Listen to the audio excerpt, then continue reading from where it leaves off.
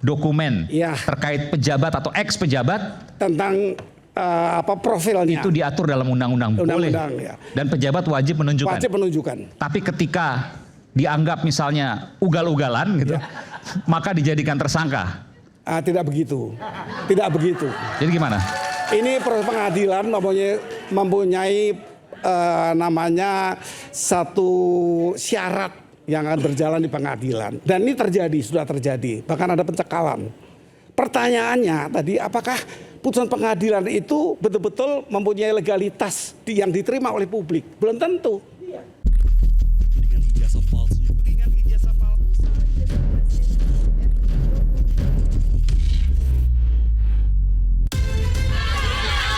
Terima kasih juga untuk para lawyer yang luar biasa. Ada dugaan kriminalisasi dalam kasus Roy Suryo. Kalau tidak salah saya mendengarkan itu dari Anda, betul? Betul. Kalau nggak ada yang orkestrasi, itu aja. Ngapain sih Pak Jokowi mentersangkakan orang? Hitung dong berapa tahun dia digituin.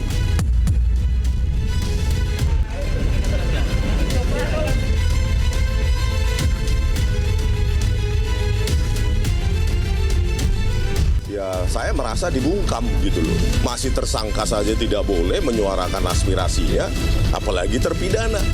Dan ingat Prof. Jimli, ya, kalau kami meneliti dan kami mengedit, kami memanipulasi, tidak mungkin kami publikasi dalam sebuah buku. Kami tidak menolak membicarakan kasus ya ijazah palsu. Cuma itu kita bicarakan untuk mencari solusi. Tetapi orang yang sudah tersangka harus dimaklumi, kita nggak bisa terima. Ya, ini soal etika.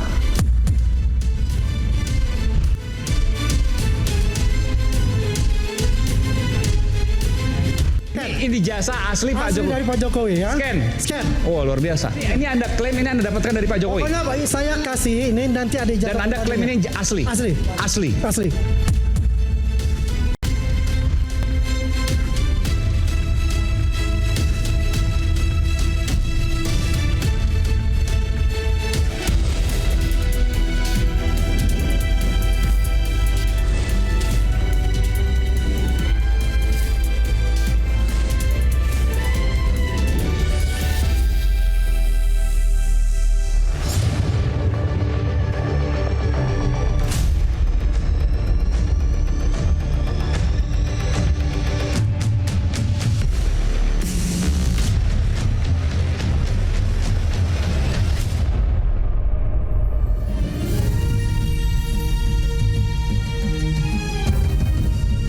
Disiarkan langsung dari studio MNC Conference Hall Ainus Tower, Jakarta.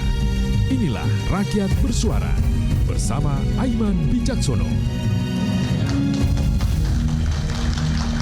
1 tahun isu ijazah Jokowi bergulir, belum juga menemui titik akhir. Malam ini di panggung Rakyat Bersuara eksklusif, scan ijazah Presiden ke-7 Republik Indonesia Joko Widodo akan ditunjukkan. Apakah benar asli? Bisakah diuji secara keilmuan dengan teknologi terkini? Bagaimana membuktikannya? Saya Aiman Wicaksono, inilah Rakyat Bersuara. Hari ini istimewa karena ada 3 profesor, sekali lagi 3 profesor yang hadir di Rakyat Bersuara kali ini. Saya akan panggilkan nanti. Yang pertama adalah, ini bukan profesor, tersangka fitnah ijazah Jokowi, Bung Roy Suryo. Selamat malam Bung Roy. belum profesor. Wow. Katanya banyak. Prof, tapi profnya belakangnya nggak F. Belakangnya V. Provokator. Enggak lah. Siap. Kemudian pengacara Pak Joko Widodo, Bung Rifai Kusuma Negara. Oke. Bung Rifai, apa kabar? Kabar baik. Baik, silakan Bung Rifai. Kemudian tim pembela Roy CS sekaligus pakar hukum tata negara. Nah, ini baru. Profesor Denny Indrayana. Ini pakai F nih, bukan pakai V. Kalau Mas Roy pakai F juga pakai V? Pakai V. Oke. Prof Denny langsung, wah luar biasa. Saya harus sapa dulu. Karena Prof Denny baru tadi malam sampai dari Melbourne, Australia. Dan ini penampilan perdana langsung offline ya. Hadir secara langsung di TV kali ini pertama kali. Terima kasih Prof Denny. Demi Rakyat Bersuara berarti ya. Luar biasa. Baru landing di rumah tadi malam jam 10. Baru landing dari rumah jam 10? Dari Melbourne. Luar biasa. Oke, kita berikan tepuk tangan untuk Prof Denny Indrayana. Hakim Agung 2011-2018, Profesor Gayus Lumbun. Selamat malam, Prof.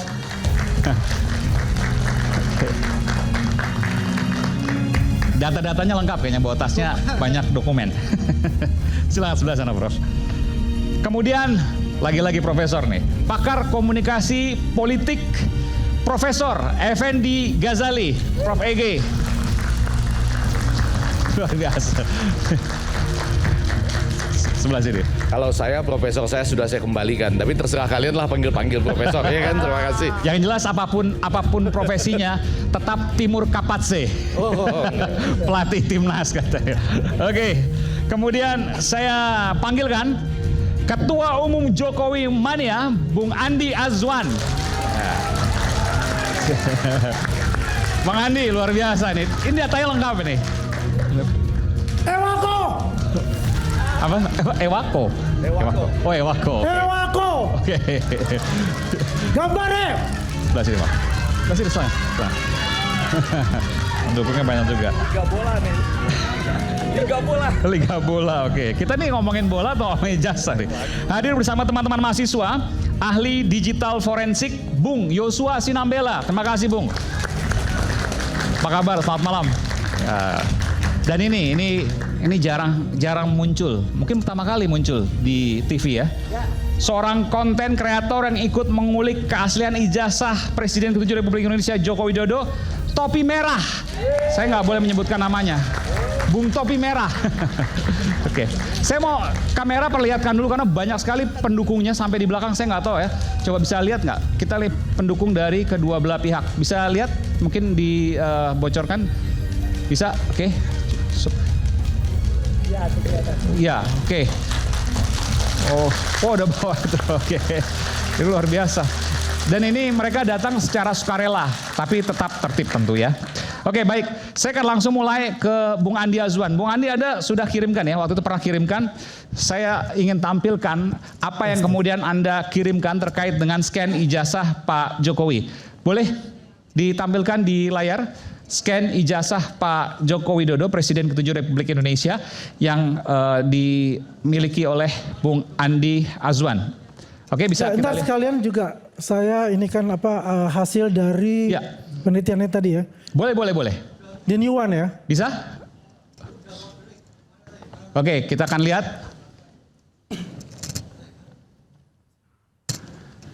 Anda dapat dari mana nih Bung Andi? Tenanglah. Oke, dapatnya nggak penting, yang penting adalah bagaimana kita bisa membedah itu. Ya, bisa. Apa yang dikatakan sahabat kita Roy Suryo, ya kan? Nah, kita bedah untuk itu. Kan kemarin kan sudah jelas itu. Oke, ini masih proses. Oke, kita akan lihat nanti. Jadi apa yang Anda ingin sampaikan dari scan-scanan ini? Kita lihat kan masalahnya adalah yang di foto kan. Di foto itu tidak ada. Scan-nya aja lama keluarnya, apalagi aslinya. Ya. Oke, gini aja. Saya kan nggak ngasih tuh. Andi Azwan file 1 bisa dilihat. File 1 coba. Kasih di crop. Oke, tadi sambil kita menunggu Bung Andi. Dulu dia. Kasih aja Roy dulu dah. Enggak, silakan. Lo udah aja Roy. Oke, saya ingin tanya dulu ke Prof Gayus dulu. Prof Gayus, terkait dengan pernyataan Pak Mahfud yang menyatakan bahwa sesungguhnya kasus Mas Roy CS ini nggak bisa diproses. Karena belum ada kepastian apakah ijazahnya asli atau tidak. Harus ada penetapan pengadilan dulu. Bagaimana Anda menanggapi itu? Ada dua kata lagi selain bisa, ada kemauan, dan ada satu kehendak untuk apa tadi pertanyaan Pak Mahfud? harus dibuktikan dulu lewat penetapan pengadilan, apakah itu sidang dan seterusnya. Ketika itu asli baru bisa ditetapkan Mas Roy Suryo tersangka karena fitnah. Tapi kalau belum tahu itu asli atau palsu, bagaimana menetapkan kesalahan atau fitnah tersebut? Saya agak berbeda pendapat. Oke. Karena kalau dikatakan harus ada ijazah dulu, itu sudah melalui proses hukum. Saya akan memulai dari kedudukan hukum keduanya. Ini satu pertikaian, saya sebut sebagai elit-elit negara.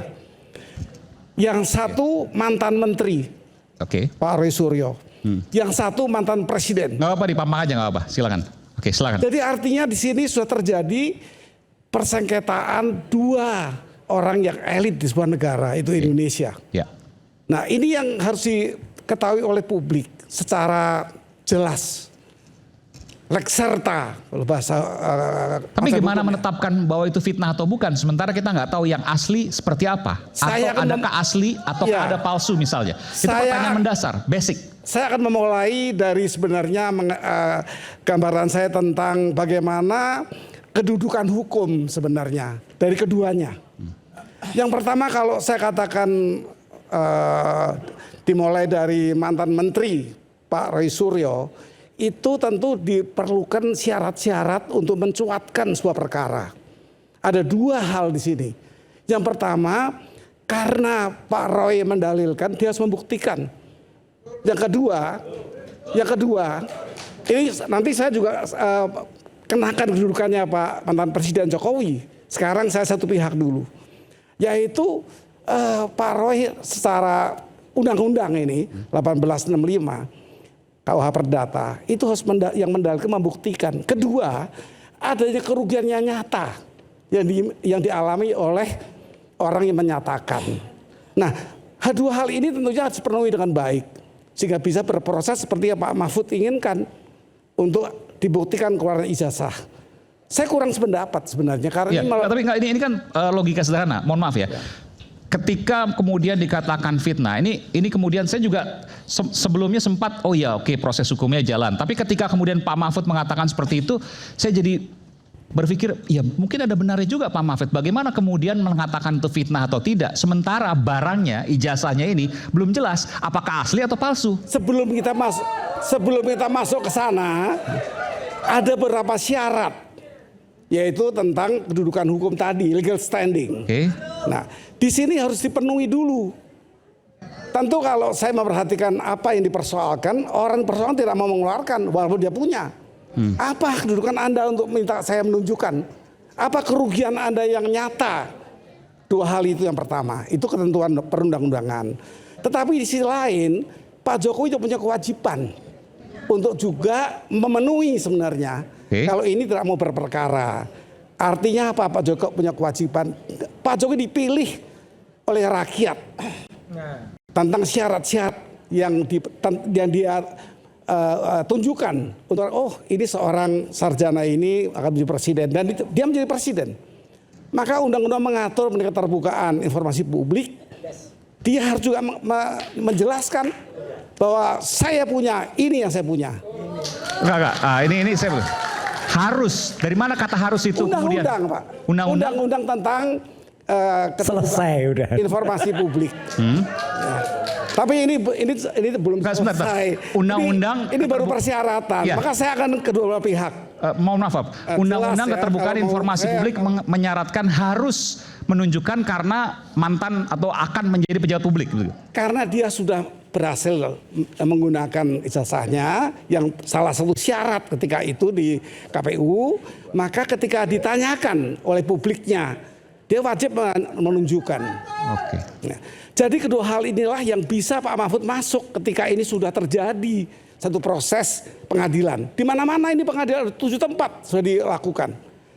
Pertanyaan saya itu pasal 9 ayat 2 ya di Undang-Undang tentang keterbukaan informasi publik itu. Nah, di sini publik mempunyai hak untuk menanyakan itu. Publik mempunyai hak menanyakan itu. Iya. Ini menarik ini makin menarik. Kalau profesor beneran ini. Kalau publik memiliki hak untuk menanyakan hal tersebut, saya bacakan. Kenapa dijadikan tersangka? Itu pertanyaan. Saya bacakan. Pasal 9 ayat 2 Undang-Undang tentang keterbukaan informasi publik. Ya. Di sini disebutkan pejabat publik wajib menyediakan informasi tentang profil pejabat publik. Oke. Profil termasuk latar belakang pendidikan tentunya. Tetapi sebaliknya, saya kembali ke wilayah dari Pak Roy Suryo, maka pemohon juga harus menggunakan sarana publik, bukan langsung ya kepada yang bersangkutan atau kepada media. Sarana publik misalnya? Ini diatur di pasal 1 ayat 6. Oke. Jadi sebut saja nama pihaknya Pak Roy Suryo juga harus memenuhi undang-undang ini. Tidak boleh langsung yang bersangkutan menyuarakan keluar. Tetapi di pasal 1 ayat 6 ini pemohon informasi publik harus mengajukan permohonannya melalui badan publik. Banyak badan publik. Misalnya apa? Bisa ke pemerintah, bisa ke pengadilan, TUN dalam hal ini. Jadi itu juga kewajiban. TUN misalnya untuk meminta Pak Jokowi membuka. Ya, untuk informasi itu. Baik. Itu kira-kira. Tetapi yang terjadi kan yang Pak Mahfud katakan tadi, mesti ada ini, mesti ditunjukkan dulu. Nah, itu masuk pada wilayah pengadilan yang sedang berjalan dan sudah berjalan. Di sini saya juga akan mengkritisi sebenarnya legalitas semua dua pihak ini sama. Nanti akan menjadi legalitas pengadilan yang memutuskan. Hari ini sudah ada pencekalan. Ini sudah berjalan. Di pengadilan lain sudah berjalan juga ada putusannya.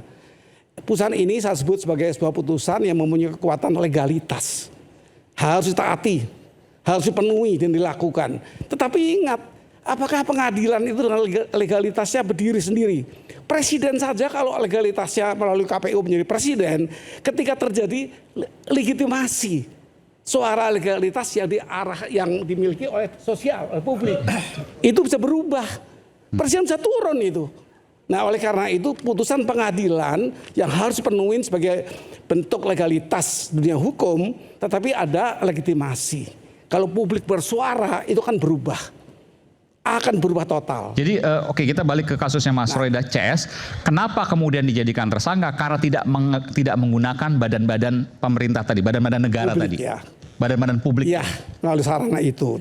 Tapi itu kan perbandingan. Tapi bahwa masyarakat, rakyat berhak untuk menanyakan dokumen terkait pejabat atau ex pejabat tentang profilnya. Itu diatur dalam undang-undang. Boleh. Ya. Dan pejabat wajib menunjukkan. Wajib menunjukkan. Tapi ketika dianggap misalnya ugal-ugalan gitu, maka dijadikan tersangka. Tidak begitu. Tidak begitu. Jadi gimana? Ini proses pengadilan mempunyai namanya satu syarat yang akan berjalan di pengadilan. Dan ini sudah terjadi. Bahkan ada pencekalan. Pertanyaannya tadi, apakah putusan pengadilan itu betul-betul mempunyai legalitas yang diterima oleh publik? Belum tentu. Karena ada legitimasi. Saya katakan presiden yang ditunjuk secara legalitas melalui pemilu, ditunjuk dilantik si presiden pun kalau masyarakat mempunyai legitimasi yang berbeda, kecakapannya kurang, apa dipersoalkan secara masif, itu bisa dibatalkan, bisa batal, tidak berkekuatan hukum dia.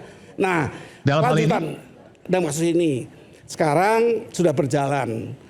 Saya akan mengatakan tadi, apakah nanti putusan hakim diterima oleh masyarakat secara legitimasi? Misalnya apa? Misalnya putusan hakim menyatakan Mas Roy bersalah, Roy. Katakan ya begitu atau Mas Roy dibetulkan misalnya. Dibetulkan maksudnya? Ditolak, dianggap yang betul presiden, mantan presiden misalnya. Dianggap Pak Jokowi yang benar. Ya, Mas Roy bersalah gitu. Legalitas hukum di negara hukum. Iya. Tetapi itu tidak otomatis bisa hidup di masyarakat. Bisa diterima oleh publik. Bisa tidak diterima juga. Ya, maksudnya ketika itu terjadi belum tentu publik bisa menerima. Belum tentu. Kalau legitimasi publik menganggap ini tidak ada keadilan sosial, tidak ada social justice. Kan sudah ada sidang sebelumnya Gus Nur dan Bambang Tri. Oleh karena itu saya akan melanjutkan sedikit kalau waktu saya masih diizinkan. Silakan. Maka lebih dekat lagi Prof. Maka putusan pengadilan itu tidak satu-satunya jalan diharapkan oleh dua pihak. Tidak perlu itu. Artinya maksudnya tidak perlu gimana, Prof? Artinya proses di pengadilan itu belum tentu bisa living di masyarakat sebagai diterima. Saya membaca, artinya begini, belum tentu putusan pengadilan itu benar. Kalau benar secara hukum harus diakui ya. Harus diakui benar. Benar. Tapi belum tentu diterima oleh masyarakat. Betul. Belum tentu memenuhi rasa keadilan masyarakat. Betul sekali, karena yang satu adalah legal justice Ya. dan yang lain social justice. Itu bisa berbeda walaupun pengalaman mengetok. Oleh karena itu saya mengatakan yang menang jadi arang, yang kalah jadi abu dari dua bekas pimpinan negara ini. Tapi kan kita bukan bicara itu, Prof. Kita bicara kalau di jurnalistik ada kebenaran yang harus dicari. Dan itu yang harus kemudian kebenaran, apapun hasilnya kita nggak bicara soal itu, tapi prosesnya yang harus kita cari. Tidak sepotong begitu. Kebenaran dan keadilan. Kalau di hukum, keadilan itu menurut keadilan yang mana? Kalau keadilan hukum, legal justice, masih ada social justice. Bergerak masyarakat. Ini yang kita takutkan. Bentar, ini kalau seandainya tidak diperlakukan dengan baik, masyarakat bisa bergerak. Bisa kan, dia punya kekuatan masyarakat yang disebut Maksudnya sebagai gimana? Karena legitimasi. perasaan keadilannya tidak diindahkan. Ya orang tidak bisa living itu nggak hidup. Putusan hakim bisa nggak hidup. Walaupun di negara hukum harus dilaksanakan, diakui itu benar. Nah, saya mohon maaf saya harus meneruskan apa sih maksud saya. Ya. Saya pikir begini, ini harus dihentikan. Ini maksudnya proses hukum ini harus dihentikan. Di Polda maksudnya? Di semua tempat. Harus dihentikan. Harus dihentikan. Ini Prof Hakim Agung 2011-2013 2011-2018 menyatakan bahwa proses hukum terhadap Roy CS harus dihentikan. Dihentikan kalau memang tidak ada mediasi lagi. Kan mereka nggak menerima mediasi. Ya kalau nggak mau terima berarti presiden punya hak. Kenapa harus dihentikan, Prof? Kan ada Pak Jokowi yang merasa dirugikan. Begini ya, ini akan menimbulkan satu bagi saya polarisasi namanya. Polarisasi hukum dan politik. Dia akan merambat ke semua tempat yang menjadikan instabilitas negara. Ini berbahaya, bukan Indonesia saja, bahkan internasional. Hati-hati, ini seorang presiden, mantan presiden. Artinya ini menjadi wajah dari hukum Indonesia. Kalau ini salah penanganannya, ini merugikan Indonesia. Pertikaian dua kubu ini akan merugikan Indonesia. Merugikan bukan hanya Pak mantan presiden atau Pak mantan menteri. Ini Prof sebaiknya duduk sini, Prof. Prof Gayus saya tahu Prof Gayus adalah sosok yang objektif. A dikatakan A, B dikatakan tidak B. memihak. Ya. Saya tahu, berdiri Prof, atas apa yang saya pahami dan saya yakini. Tapi kan begini Prof, saya berdiri di tengah, tapi saya ingin tanyakan begini, bagaimana kemudian ketika orang sudah merasa dirugikan, lalu kemudian proses hukumnya dihentikan? Ada rasa keadilan juga bagi yang dirugikan, yang merasa dirugikan. Kalau kita ingat kasus Tom Lembong, dihukum 3,5 tahun, pun dihentikan oleh Presiden, karena apa? Saya meyakini ada kekhawatiran bahwa nanti kalau dilanjutkan proses hukum ini, bisa menjadikan polarisasi politik dan hukum, merambat ke semua pihak. Yang nggak diuntungkan arang dan abu. Ini usul saya malam hari ini agar didengar Presiden. Dan Presiden hari ini baru menandatangani rehabilitasi terhadap 3 orang di kasus korupsi ASDP. Ira Puspadewi dan kawan-kawan yang kemudian ditandatangani oleh Pak Prabowo. Dan ini bukan yang pertama karena sebelumnya ada amnesti dan abolisi terhadap Tom Lembong dan Hasto Kristianto. Jadi Presiden tentu mendengarkan hal ini. Presiden inilah yang sebenarnya Presiden harapkan saat ini. Dengan ketegasannya, bahkan dengan ide-idenya. Beliau bukan. Tapi dalam proses hukum ini apa bisa dihentikan? Kalau seandainya sudah diputus vonis, kan yang kita lihat sudah divonis baru bisa dihentikan. Oh tidak selalu, justru ini yang sebelum diputus pengadilan ini lebih asli dari bentuk abolisi. Bentuknya apa, Prof? Ya menghentikan proses hukum yang akan dikhawatirkan. Presiden nggak mengintervensi hukum? Tidak, dia punya hak politik yang berkaitan dengan hukum. Abolisi, amnesti. Itu semua bagian-bagian dari Presiden melakukan tindakan-tindakan agar stabilitas negara dan keamanan negara. Hukumnya adalah salus populi lex exto. Keselamatan. Ya bisa juga pakai itu. Keselamatan umum adalah hukum tertinggi. Hukum tertinggi. Exto ya. Jadi yang dia memang tidak ada lagi. Tapi saya berharap sekali lah. Ini carut marut ini sudah terlampau lama. Udah sekian tahun. Oke. Saya tertarik, bagaimana kemudian Presiden bisa menghentikan? Telepon Kapolda misalnya atau telepon Kapolri, hentikan. Kan rasanya sulit untuk dibayangkan. Tidak usah. Gimana, Prof? Satu putusan abolisi cukup. Walaupun dalam proses hukum ini masih penyidikan bisa diabolisi. Justru sebelum putus ini lebih baik. Kalau tidak mesti amnesti nanti bagi yang salah diampuni. Itu satu hak atau satu kewenangan presiden juga. Tapi ini mumpung belum ada putusan hukum, maka hentikan saja. Karena ini polarisasinya akan jauh. Tapi kalau gini Bos, kalau seandainya ini dihentikan, Mas Roy dan kawan-kawan kan akan tetap menagih kebenaran itu, versinya Mas Roy dan kawan-kawan. Begini, artinya tidak akan berhenti juga. Abolisi dikenal permanen. Pada pengalaman negara lain, abolisi tidak permanen. Bisa diberikan waktu untuk ketenangan semua, setahun misalnya. Oke, enggak, saya ajak Prof untuk kemudian membayangkan ketika misalnya Presiden Prabowo kemudian melakukan abolisi, selesai kasus hukumnya, oke, satu hal. Tapi Mas Roy dan kawan-kawan kan nggak akan berhenti. Karena menurut keyakinan Mas Roy dan kawan, menurut saya nggak salah juga, mereka punya keyakinan bahwa ijazah Pak Jokowi palsu dan mereka akan terus menyuarakan itu dan terus menuntut itu. Tidak ada nilai plus untuk itu bagi negara. Oke, tapi tidak ada nilai plus. Ini pribadi-pribadi. Pak Roy membuktikan dan menyatakan kerugian apa diterita secara langsung. Secara langsung. Undang-undang mengatakan begitu. Jadi secara langsung apa yang diulang kalau Pak Roy CS mantan menteri yang bermusuhan dengan perkara maksud saya. Ya, maksudnya Prof mau memberikan tausiah kepada Mas Roy kalau udah diabolisi ya udah stop gitu. Ya, saya memberikan pandangan pada publik. Saya publik jangan terpolarisasi, ikut-ikutan. Paling tidak. Tapi kalau ada penghentian total melembong, kenapa tidak kepada perkara ini? Tapi saya ada pertanyaan karena Prof tahu ada 3 pengadilan ya. Pertama di pengadilan Jakarta Selatan atau Utara? Selatan ya, Utara kalau nggak salah, PN Jakarta Utara. Terus kemudian di pengadilan Sleman dan satu lagi di pengadilan Solo. 3-tiganya 7 pengadilan. Bahkan 7 ya, yang saya dengar 3 tapi 7 pengadilan. Ingin kemudian membuktikan ijazah Pak Jokowi, tapi pengadilan 3-tiganya, yang saya tahu 3, kalau 7 saya nggak tahu. 3-tiganya menyatakan bahwa tidak berwenang untuk melakukan hal tersebut. Bagaimana Prof menilai ini? Apalagi kalau pusat. Oh, Anda yang menggugat. Tangani kasusnya. Boleh Anda cerita dikit? Pertama di pusat. Ini pengacara Mas Roy CS ya? Ya, semua. Jadi pertama di pusat kita ajukan gugatan ijazah palsu itu berlangsung 7 bulan. 7 bulan endingnya 3 kali hakim itu diganti. Ya, dengan proses kita minta bahwa harus sesuai HR 123 itu harus langsung ditandatangani surat kuasa oleh Jokowi. Tapi pada saat itu dia tetap menggunakan kejaksaan. Akhirnya hakim yang ketiga setelah diganti aja prosesnya, jangan presiden tapi langsung Jokowi. Dan putusannya apa waktu itu? NO itu tidak berwenang berarti? Iya, tidak punya wewenang. Tidak dapat diterima. Tidak dapat diterima dan tidak punya wewenang. Anda menggugat apa sih waktu itu ke PN Jakarta Pusat? Ijazah. Bahwa Pak Jokowi agar menunjukkan ijazahnya? Iya. Hanya sesederhana itu. Jadi 3 pengadilan ya, 3 pengadilan. Iya, itu setelah semuanya itu. NO. Bukan cuma 3, lebih. Bahkan lebih ya? Lebih. Jadi pengadilan mana aja?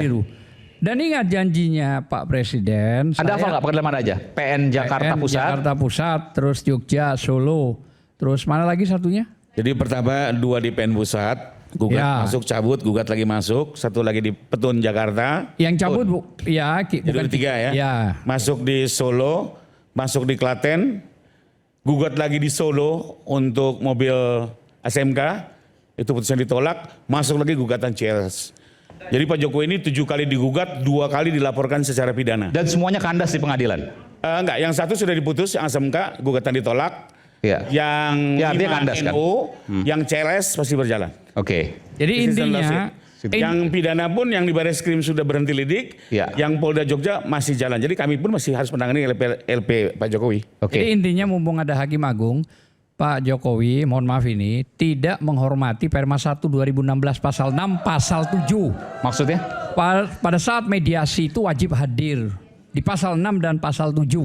Itu di Perma 1 2016. Berulang-ulang kita minta untuk hadir. Apa beratnya hadir?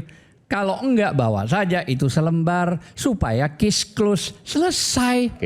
Saya kira itu aja. Saya ingin pendapat dari Prof Gayus. Ini ada 7 pengadilan tadi disebutkan dan semuanya saya boleh katakan dengan bahasa awam kandas. Kalau 7 itu berkaitan dan kemudian tidak diterima. Kalau ketujuhnya berkait dengan person yang sama, objek dan subjek yang sama, ya dia bertunduk kepada apa yang diputus presiden. Dan harus dihentikan bagi semua. Kalau ada yang sudah dijatuhkan hukuman, inkrah, artinya berkekuatan hukum tetap, ya amnesti. Cuma itu saja, hak presiden untuk tidak terpolarisasi masalah ini kemana-mana, bahkan ke internasional. Yang satu kan soal mobil, lain kan? Kalau sengketanya kan sama dua pihak ini. Oh, saya jauh katakan, dong, mobil sama ijazah. Gini, Kelompok pengajunya sama-sama juga. perkaranya Enggak, kasusnya 6 soal ijazah. perkaranya jangan boleh, dong mobil digabung sama ijazah, jangan dong. perkaranya boleh beda. Kalau yang bersengketa kemudian terpolarisasi ke semua pihak kan itu perkara dua pihak itu, mantan menteri dan mantan presiden. Itu persoalan. Tapi pertanyaan saya gini, ketika presiden sama-sama goibnya, SMK goib, ijazah juga goib. Pak Prabowo memberikan abolisi kepada kasus ini, apakah kasus ini akan berhenti? Saya meyakini kalau presiden menghentikan dengan izin DPR, artinya rakyat di sana itu bisa memahami dan menyetujui. Apakah kemudian polemik ini akan selesai? Saya yakin akan reda. Tidak akan reda. Ini kan masa keredaan. Tidak akan reda, Prof. Ya. Saya sudah menawarkan aja beliau, yuk ketemu Pak Jokowi, ya, terus yuk bisa bicara langsung. Ngapain ketemu? Nah, ya kan sudah mulai kan? Artinya itu tidak ada yang namanya katakanlah restoratif justice pun tidak akan ada. Mas Andi, ini menarik. Jadi sudah ngajak untuk ketemu Pak Jokowi. Untuk apa? Oh udahlah, minta maaf aja beres ini. Minta maaf? Iya, dari awal. Atas kesalahan apa menurut Mas Andi? Siapa yang salah kok kita suruh minta maaf? Kalau begitu kita ketemu di pengadilan, nggak ada masalah untuk itu. Ya kan kita ya apa yang ditawarkan Prof itu ya kita hormati untuk itu, ya kan. Tapi kan perlu juga ya standing point dari Pak Jokowi yang ini yang difitnah loh. Ya, bukan orang yang melaporkan. Masalahnya Pak Jokowi. Tapi orang dilaporkan di mana-mana. Baru sekali melaporkan, Aiman. Ini udah keringat panas dingin semua. Sebentar. Difitnahnya itu apa? Hah? Difitnah itu kalau ijazahnya bener. Makanya kita adu data. Ijazahnya kita adu data kalau itu. Satu merasa difitnah, satu tidak merasa fitnah karena merasa benar kan dua-duanya. Fitnah Anda ini kan luar biasa loh. Tidak. Ini nggak ada. Hal ini harus nenek-nenek itu semua tuh. Bisa diberhentikan. Oke, gimana Prof? Mana? Yang bisa menghentikan memang harus kepala negara dan kepala pemerintahan hari ini. Kalau yang begitu dengan izin rakyat yang ada di DPR, saya yakin mau tidak mau, suka tidak suka, paham ini akan hilang. Mau dengan tidak izin mau. rakyat? Ya DPR. Untuk tidak membahas ini lagi? Tidak, untuk diputuskan tadi. Apakah abolisi ataukah amnesti bagi yang telah diputus? Kita hormati dan kita dengarkan Prof Gayus. Ya, pertanyaan sederhananya ketika kemudian sudah dilakukan abolisi, kasusnya selesai, apakah perdebatannya masih akan ada atau tidak? Saya yakin 100% perdebatannya itu akan selalu ada. Kita kembali saat lagi, tetap bersama kami di Rakyat Bersuara.